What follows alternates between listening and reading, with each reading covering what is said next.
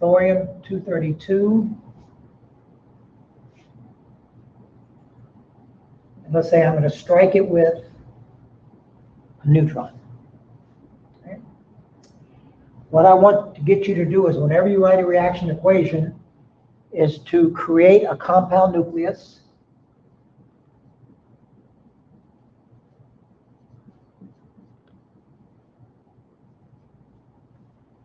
Now it's going to look at what we have on the left-hand side. So we know this has to be 90, 233. So we know this is another isotope of thorium.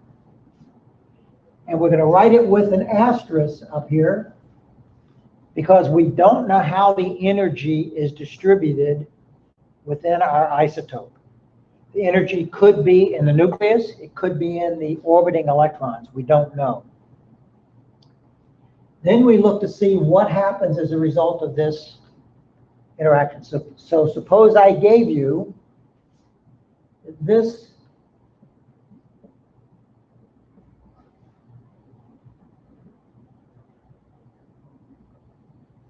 was the result. What is this? What has happened?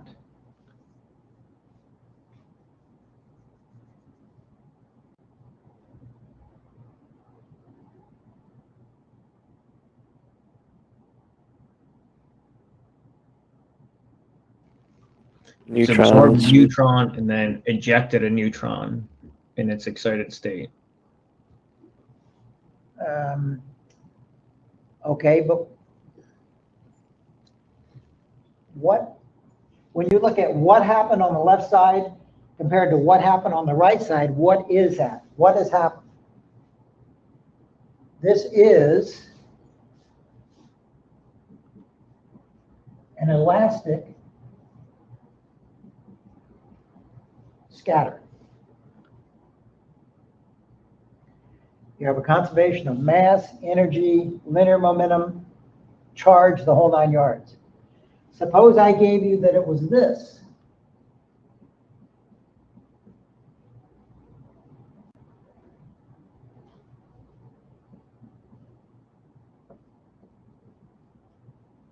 What is that?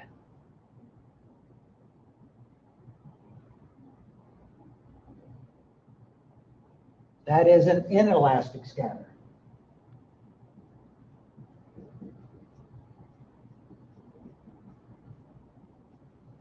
Okay. Suppose I gave you this.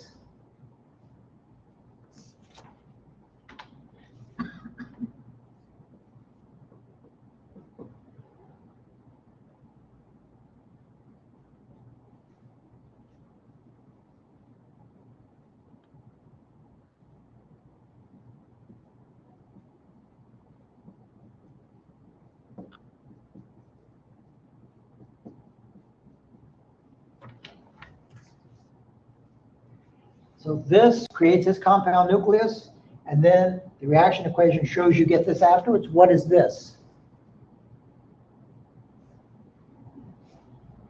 This is the fissioning of thorium-232. There's several thermal fissioning fuels. You're primarily familiar with uranium-235, uranium-233. We also have plutonium-239 and 241. There's also several isotopes of thorium that are thermal fissioning. Where in this case, this guy is a thermal neutron.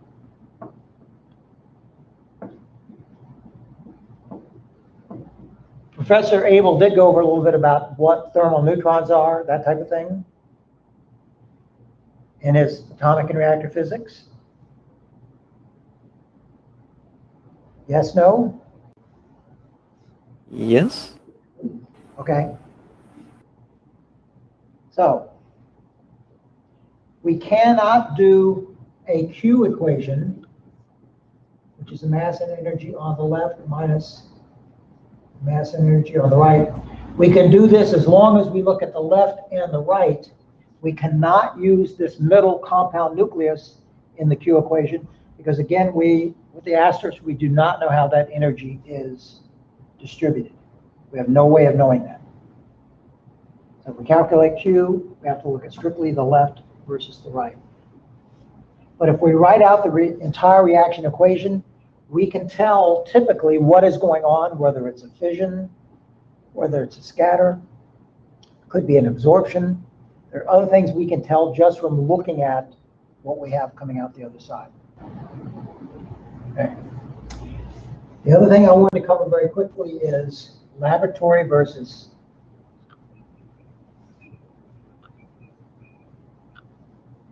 center mass. Professor Abel go over that with you at all? Laboratory versus center of mass system? Or maybe just briefly? Okay. I don't remember. All right. Let's say you have a target. And for right now, let's say the velocity of the target is equal to 0. And let's say that you have a seat and you're sitting in the classroom here right now, and you're watching an interaction that's about to occur.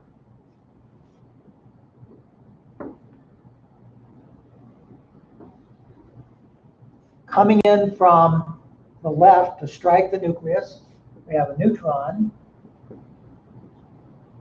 and we have a velocity of that neutron. Okay?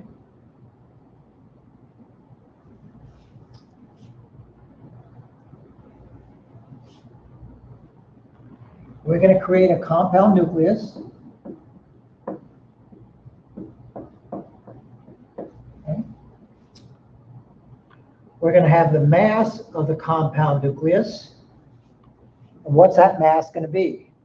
It's going to be the mass of the target plus the mass of the neutron.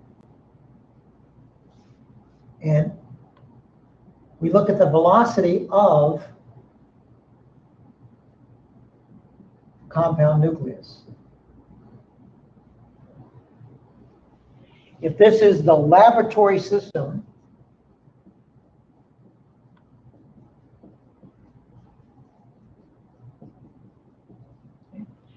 you're sitting in the classroom, you see the target sitting here, you see the neutron come from this direction, strike it. We have created the compound nucleus. The compound nucleus will have a velocity. What direction does this velocity have to be going in? The same direction it was hit from? Like it's It has to be going in this same direction. Why?